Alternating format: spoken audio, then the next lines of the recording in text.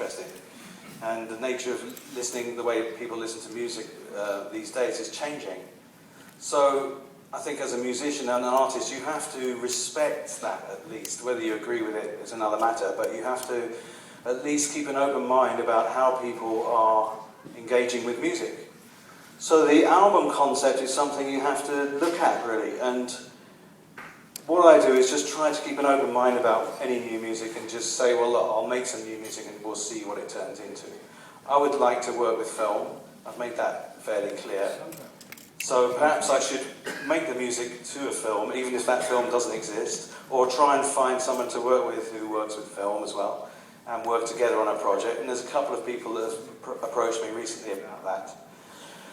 And then if, as a byproduct of that, we end up with an album as well, then that's great, you know. So it could be an album, it could be a film project, or it could be both things. But the important thing is that I don't dwell any longer on this particular review of what I've done so far, shall we say, for the last 2 years, and get on with something new. So that's my plan. He's very eager over here, he's got his hand up. Sorry. You have to shout, because... What musicians would you like to work with? Like, is there anyone you'd love to work with? And, like, your own I like to work with people that can bring something that I can't do myself. So people say, oh, work with Trent Reznor or something. Well, that would be pointless because he does very similar things. You know, we would completely clash in the studio probably. So what I need is people that can do the stuff I can't do. So that's good vocalists, good lyricists. But I also have been talking recently with David Rossi from who plays with Coldplay and Goldfrapp and all these people. He's a string arranger. And he's a good friend, and you know, we'd like to do some, you know, get involved in this film thing together. And then there's a few other people that have come to mind. A couple of vocalists that have been approaching me recently. So there's a whole group of people that could be involved. You know. I mean, like kind of like what are your influences? Like, who would you love to work with? Like, as in, like, wow, so and so. Yeah, what are my influences? It's a really tough question, actually. It should be an easy one to answer, but I can never really think of the answer. I mean, you can hear within the music that I'm like a sponge. I soak up styles and influences from all over the place, and it can range from, you know, thrash metal right through to avant-garde classical music. You know, anything in between. As I say, I kind of approach music as if I'm like a film director in a way. I want performances from people. I want lots of raw material to work with, which I can then, you know, put my arranging skills, because I think that's what I do best, really. It's about orchestration and arrangement, and you know, I like to be in control of those things. You know, this control freak, which is true, definitely wants all those contributions from other people, but I, in the end, want to have say about how it all gets put together. So I need other people, definitely. There's got to be someone that No, I'm not, I can't think of anyone. Let it lie. Let's move on. If I think of someone, I'll come back to you. Right. Who's next? Yes. Okay, technical question now. I would like that. Oh dear.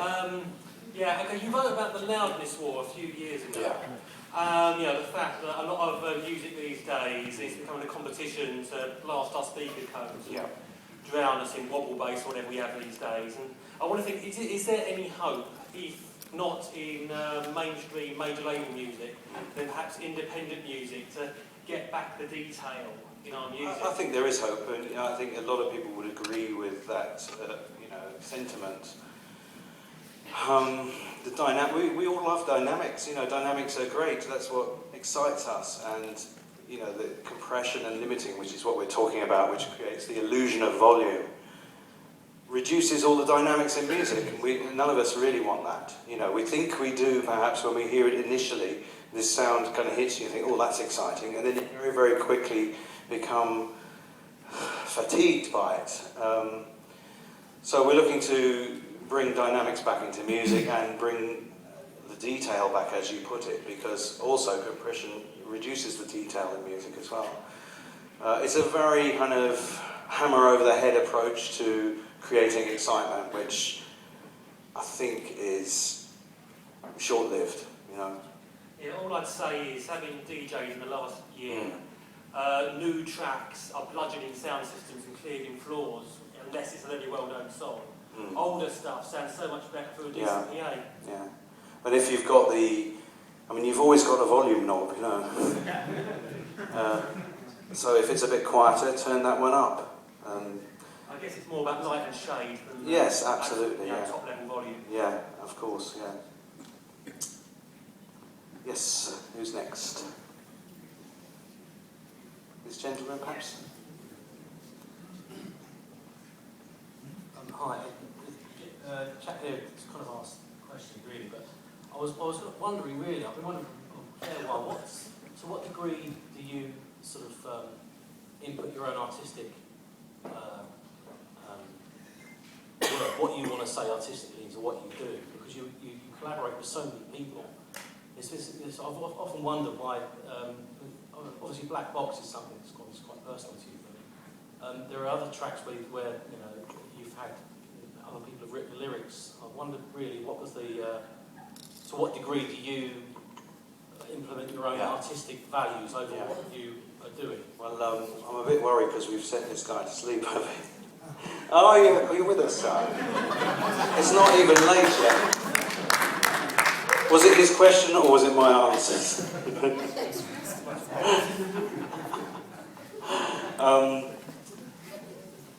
It goes back to really the answer I refer you, sir, to the answer I gave earlier.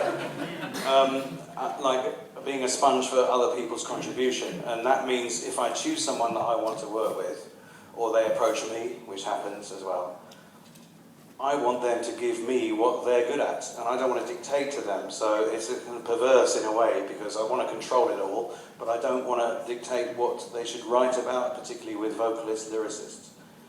I want them to take influence from the music I give them and interpret it in their own way. And then I take what they've done and tweak it, basically, you know, rearrange the music around it, try to enhance it and take it to the next stage. So I try and choose people that I think are talented in the first place, obviously, and then give them a free rein. But there is a point where, if I work with a lot of different vocalists, and we have a lot of different pieces of music and songs, of course I need to somehow try and make sense of it all conceptually so that you end up with something cohesive, if it's a whole album, you know? So that's really the way I go about it, you know? It's the same with the filmmakers that make the films for the concert, you know, I don't tell them what to make films about, I just try and choose people I like. I was going to say, like, has there been a lot of people that you've turned away because it's not really your thing? No, they're not queuing at the doors, really. I mean, people I've turned away. There have been some experiments, there have been some collaborations that haven't worked out. Yeah, that's true, yeah, there has been. There was one in particular, mentioning no names, but... well, he turned up very, very pissed, stayed in our house for a week, and then I realised that everything he offered, he'd actually stolen from someone else. So we didn't use that. And there's been, I can't tell you, but, you know, but generally speaking, collaborations tend to work out because you're coming from an enthusiastic starting point. And the thing I've noticed about collaborators is the more talented they are, the more confident, assured they are in their own ability. And so I cite Diamanda Gallas being a good example of this. People have this idea that she's a complete diva and must be terrible trouble to work with. She was a breeze to work with, because even though she didn't really do any preparation when she turned up to record, she has so much confidence and ability. She just did 5 or 6 completely different takes, everyone totally different, and said, right, I'm off, you know. And that's exactly, going back to it's exactly what I'm looking for, you know. I want all this source material and then for them to go away and let me do what I want to do with it. And it's the people that are a little bit less talented that tend to have the diva tendencies, you know. Question from the back.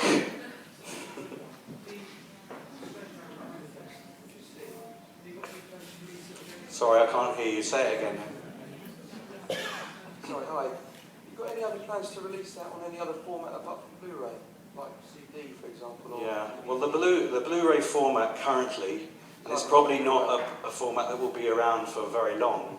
but it's currently the best physical format we could come up with to present a high-definition film. I haven't got a Blu-ray player. Yeah, well, well, it's Christmas soon.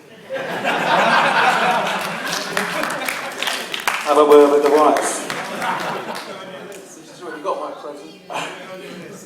DVD really is not up to it. Can you tape it for me?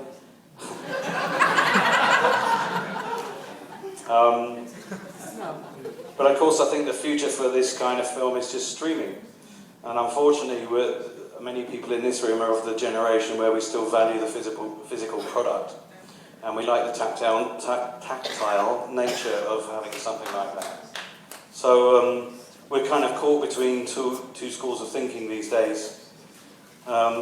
Putting it on a format that probably won't, as I say, be around very long, but nevertheless is beautiful to the touch, and you can include all the lovely packaging and what have you. And they're over there for sale. So get yours now, and your Blu-ray player. But I agree, probably next time you'd have to do a different kind of format. And this is a question that I think everyone's looking at when they release new music or film these days. You see so many box sets and different kind of packaging. You know, I just saw the new Nick Cave advert for his new album, and it's kind of lavish this and extra this, and you know, box sets, vinyl with extra disc and photo book and all that. This is what artists are having to come up with now. The ideas they're having to come up with to sell you their products, you know. Does anyone watch it? Does anyone watch what? The Blu-ray? The extras. I think some people do. Yeah, some people do. Well, obviously some people do, but I mean. Yeah.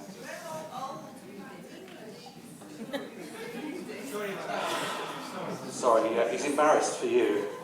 That man there, just shouting out random crap from the back. I thought we were going to have some original questions tonight. Hello, Alan. I've got a mic, so I'm going to shout. Who's got the mic? Hello. I can hear you. Oh, Hi. there he is. I just wanted to know, I know you had at various points a hiatus after Compassion in the middle of your Recoil sort of leg of work. If ever there was a point that you kind of completely started from scratch in your sonic arsenal and just completely left your legacy of sort of sounds behind you, or do you always draw upon old sounds and put things together from old sounds as well? Well, I'm a bit of a magpie when it comes to sounds, and I just kind of... I'm a little bit lazy with the technology for a start, so if I know I can go to something that kind of is reliable, I often do, rather than get caught up in a new piece of technology and say, right, I'm going to, as you kind of suggest, start a whole different way of working. I quickly become frustrated when it doesn't immediately do what I want it to do, or I have to go through some learning curve. And I think for any musician or artist, if you've got an idea, you want to implement it as quickly as possible. So I tend to stick a little bit with what I know. And I guess the other part of that answer would be that over the years, I think through experience, I've learned to trust my instincts when making music. So I don't think about it too much in advance. I just go ahead with any kind of sonic experiment at the time. And if it gives me the right feeling, I'll move with that. And if it doesn't, I'll discard it. And I just like to trust that process. And hopefully by the end of it, I'll end up with something that sounds like me. And I don't quite know how to describe that, or how you would set a template for that and say, this is what you need to do if you want to make a record that sounds like that. I just trust this process, you know. So I guess the only problem is you could end up sounding like you're just repeating yourself over and over again, because no one really wants to do that either. So I don't really, you know, I always try to do something new, but it often comes out sounding quite similar. Hey, I've got a mic. I'm at the back. You've had plenty of questions. I'm making up for her. Oh, okay. You've been incredibly successful with Recoil under your own name, and with those other lads from Basel who don't know the name. Careful with Basil, there's a lot of them out there. I'm from I see one over there, she's looking at me funny. Basel is in the house, yeah. Safi. I've started something now. What, if any, outstanding musical ambitions do you have left to achieve? Well, I can't think of anything in particular. I mean, I always acknowledge the fact that I've been very lucky in the music business and to have a career and to be able to you know, put some of my own money behind this and get this released, you know. Not everybody can do that, you know. Most people need to have some kind of funding to be able to make music, and I think it's very sad that many artists are perhaps not cut out to be able to market and promote themselves, and if there's no forthcoming funding from other sources, they have to go and look for work in McDonald's, you know, or whatever. And I think that's a very sad state of affairs, given that there's so many people out there that are interested in entertainment. Why are artists struggling so much these days? But I'm not particularly struggling, and I wouldn't cite myself, I wouldn't put myself in that group and say, oh, woe is me, you know. That's not the point I'm making about myself. I've been, as I say, very lucky. I've had this career. I had a very kind of strong desire to be a musician when I was young, and I think that actually worked in my favour. I couldn't really think of anything else to do, so I had tunnel vision. I'm going to be a musician, you know, and that I wouldn't have that kind of arrogance these days. But when you're 18, you do, and I landed on my feet, even though I'd been in and out of one or two bands that weren't very successful. I still kept at it, and I landed a good gig with the Mode, and we luckily, you know, had a good career. And so I always acknowledged that background. I would never, and I, you know, for the most part, I really enjoyed the years in Depeche Mode. It wasn't a chore, you know. It wasn't heartache. You know, we had our moments, but generally speaking, you know, I really enjoyed those years, and they've been good to me. Thank you. You're welcome. Peace, brother. Thank you, Alan. His first question is... Hang on. Tell me that is... why is more concert played is country Poland and that is Russia? Because that is Poland people and Russian people and hungry, very hungry that music, you music and Depeche Mode music. What's that? It's a situation politician? In Germany, I think I know your question. Your question is, yeah, you know, why the popularity in that part of the world? And I think it goes back to the 80s, where Depeche Mode, unlike so many other groups, bothered to go behind the Iron Curtain and play to countries that no one else really wanted to go to because it was too much grief. At that time, you know, you would hear comments like, "Oh fuck it, you don't get paid properly," or "the PA systems are shit in Poland," or all this stuff. We're not going. But we heard rumours, particularly from Russia, for example, that we were massive there, and that people were sharing. You know, in those days it would be the equivalent of file sharing now. They would make cassettes and they'd sell them to their mates, and you know. And we kept hearing these rumours from many countries in Eastern Europe, and so we said, well, look, and then people would say, why don't you play a gig? And we actually said, well, yes, let's do it, you know. And we reaped the benefits of doing that, because the legacy of that still continues. And Depeche Mode, and likewise myself to a lesser degree, have a lot of popularity in places like Russia, Hungary, the Czech Republic, Poland, you know, all the Eastern countries, Eastern Germany, you know, as it was. And you know, it was well worth doing those things, well worth going there. Last time you visit Poland is Łódź, yeah? And you tell me that is very nice people. Yeah, of course, yeah. The Polish have really been always really Why is more responsive. concert that is Poland? What is what, sorry? Why is no more is concert Poland? Well, we did 2 concerts in Poland on the tour. That's 2 more than we did in Ireland. I'm nothing against the Irish, by the way. I like the Irish. Hang on, yes, over here then. Yeah. Following your recent auction where you shared a lot of the memorabilia from your own... Shared? One way to put it. No, I mean... I'd like to share my stuff with you. And for this much.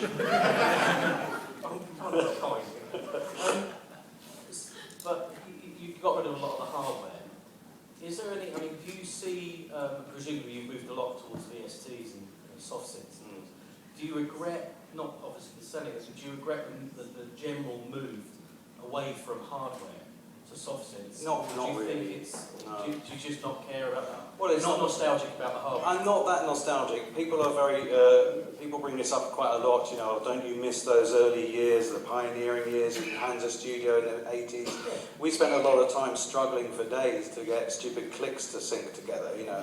or you know, just getting anything to work properly. We would spend 3 days on something that you can do in 5 minutes in the computer now.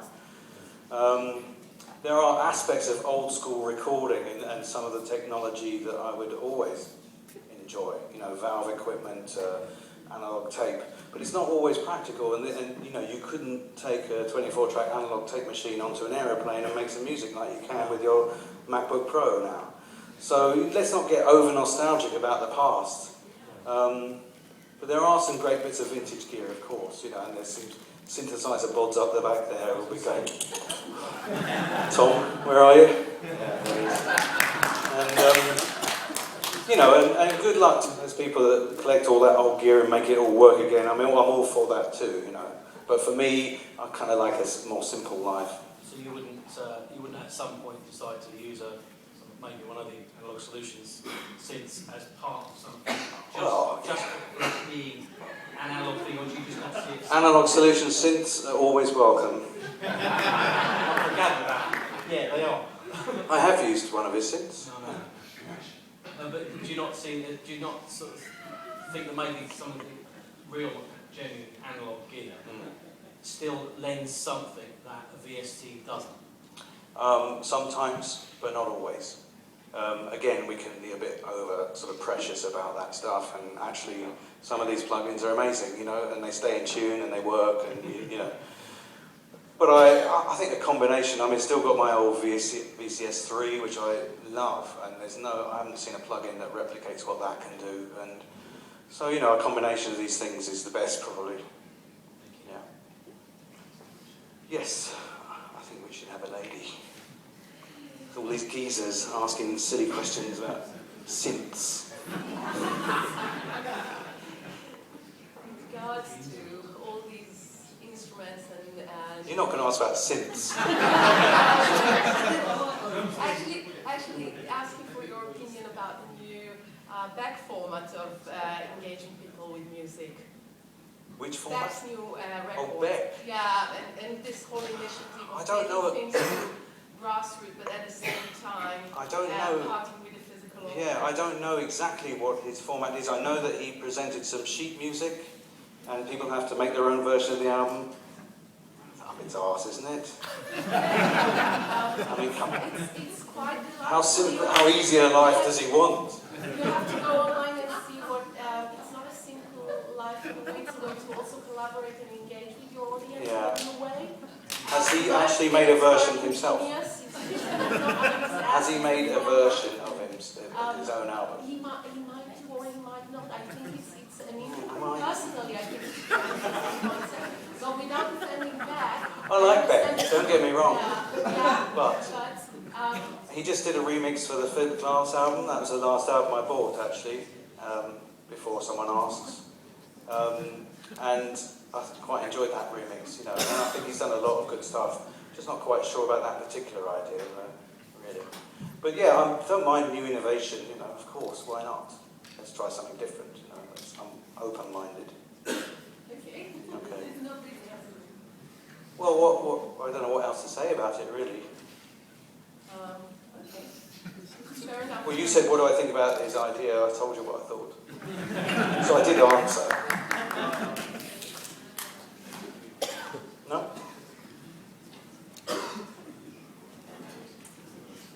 Who wants to answer? Somebody over there? Anyone? Just choose someone. You got the mic. You got to make a choice. Right. You're known for playing a billion instruments. Is there any one instrument that you still want to tackle, or I suppose the broader sense, is there any musical direction you still want to conquer? Because you've got quite a diverse sort of breadth of stuff. Well, I think that I'm very lucky in that having a sort of background with piano or keyboards allows you to do a multitude of different things using the technology. You know, as long as you can program your parts, you can basically send it to any instrument you like these days. And so I think if you were to choose one instrument to learn, that's probably the best, the piano or keyboard. I've never been much of a guitarist, you know, I'm a frustrated guitarist like most people. I can bash out a couple of chords. And likewise my drumming, if I spent a year practicing, it's all right, but if I got on a kit tomorrow, you'd be shocked, I think. So I enjoy that, though. That's probably the most fun you can have with an instrument, just bashing the hell out of drums. Yeah, see, I was a bit thinner in that film as well. So I was a lot thinner when I used to play drums on the Mode tour. It was very fit, so it's good for keeping fit. Yes, what about you? Take the mic. Not a boring question, no. Is there a movie director for who you would like to do a soundtrack, particularly? Like, is there a director? Well, there's a few directors I obviously like. Is there a film? Is there a film that you saw and you thought this could use a Recoil soundtrack better than the one? Well, my favourite films tend to have really good soundtracks already, like your Stanley Kubrick films, for example. They always have interesting soundtracks. The Shining, for example, used Penderecki and Ligeti, I think, and Clockwork Orange is a sort of iconic soundtrack. Film directors I enjoy are not necessarily known for soundtracks necessarily. I mean, I like that Ben Wheatley, for example, Michael Haneke films, Lars von Trier, David Lynch, of course. Although I'm not so keen on his really weird stuff. You know, I like Blue Velvet. If I may say, I asked the question because I remember watching Funny Games from Haneke, the old version, and thinking this could use a Recoil soundtrack. Yeah. I mean, it's definitely something I should be doing, I think, because the music obviously lends itself to filmic atmosphere, but I've never actually specifically written a soundtrack. For whatever reason, I've either not put myself forward enough to do it, or no one's been interested. So I'm kind of a bit more, putting myself out there a bit more for that these days. But again, I'm not going to be a kind of whore to the film industry, and you know, they want to take a lot of control over musicians. You know, music is, I mean, it's changing, I think. New younger directors are much more music savvy than they used to be, but, you know, not so long ago, the music would be the very last consideration for a film, and it would be someone who clicked their fingers, oh, let's get him to make some music in 3 weeks flat, and that wouldn't work with me. You know, I'd like to be involved in the project from the beginning. So it would, for me, be a question of finding a sympathetic director who's really into the music and wants to work together in that way. No, you've had like 6 questions. You haven't had a question.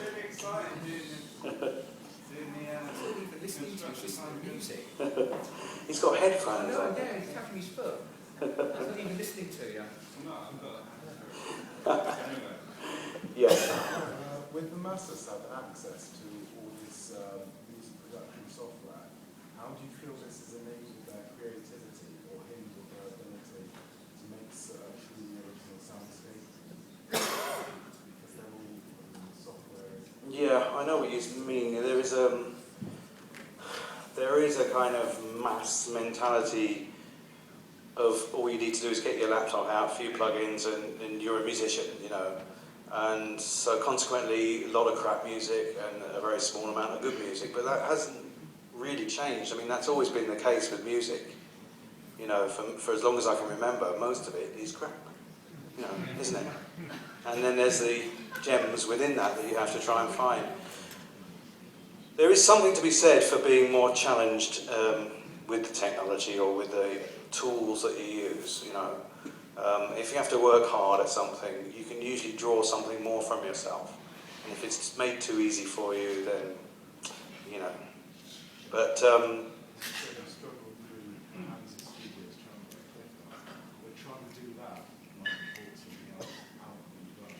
yeah, that's true, yeah.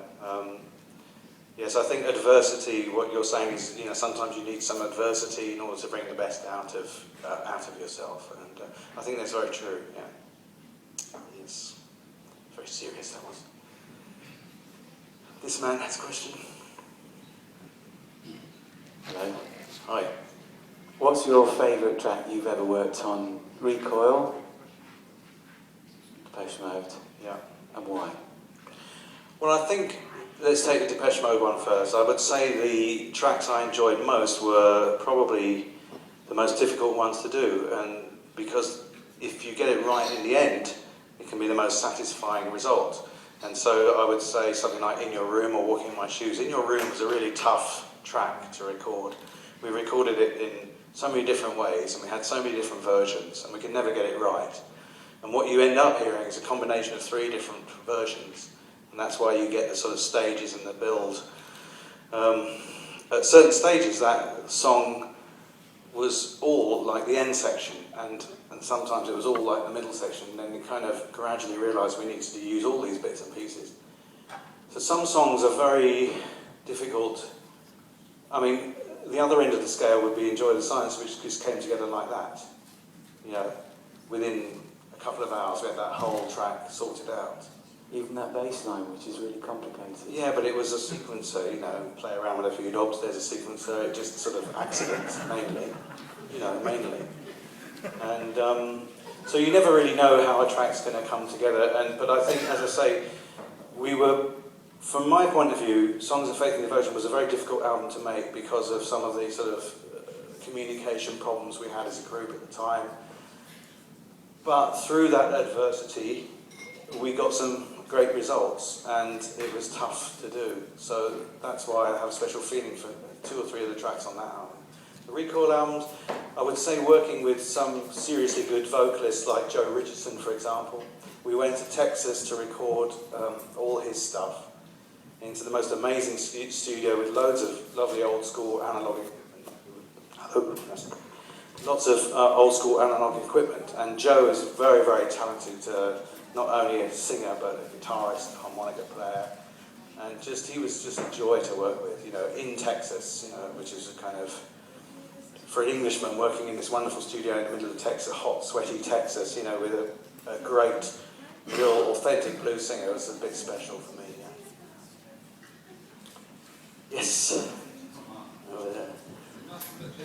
No, it's not you, it's her. How do you see him? Yes. How do you see the relation between your live work and your album work? I think it has a very different feel. Do you think about both sides when you write a song, or do you think about the album first and the live thing Well, together?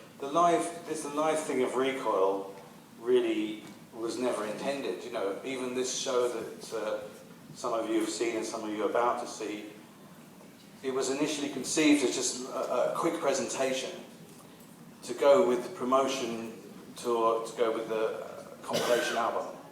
So, do you know what I mean? It wasn't thought, the music wasn't, the initial music that we hear there was never conceived with the performance in mind.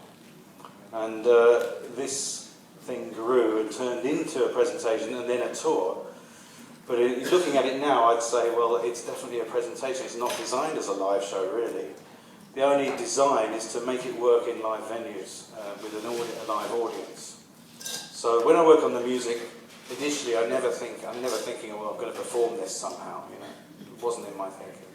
And it was only in the last few years, really, that it can even be conceivable to do something like we did for the cost. You know, unless you've got a huge, budget.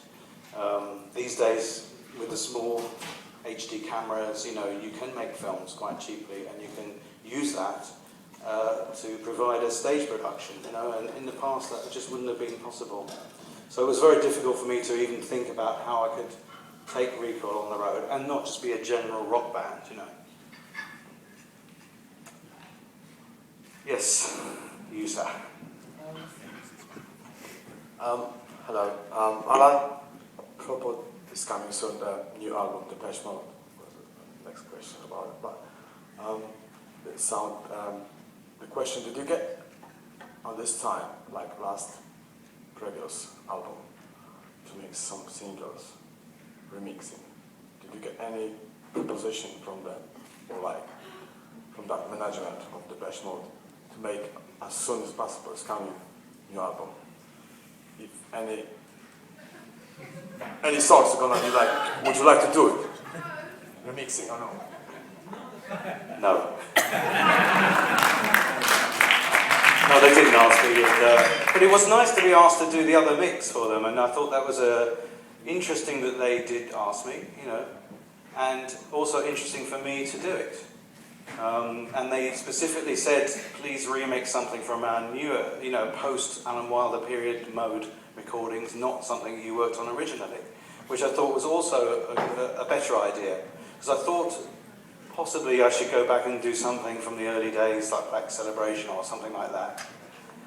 But then they said, no, choose one of our newer songs. So I just thought, well, this is a nice challenge for me to see if I can take something that I thought had a lot of potential but maybe hadn't been totally fulfilled and do my kind of version. Do you like to do the remixing and the songs, actually? Not only from the Bashment, but any songs that always going to... Well, in terms of remixes, generally speaking, I don't do many remixes. I tend to do them as favours for people, you know, Douglas from Nights Red, come on, remix on.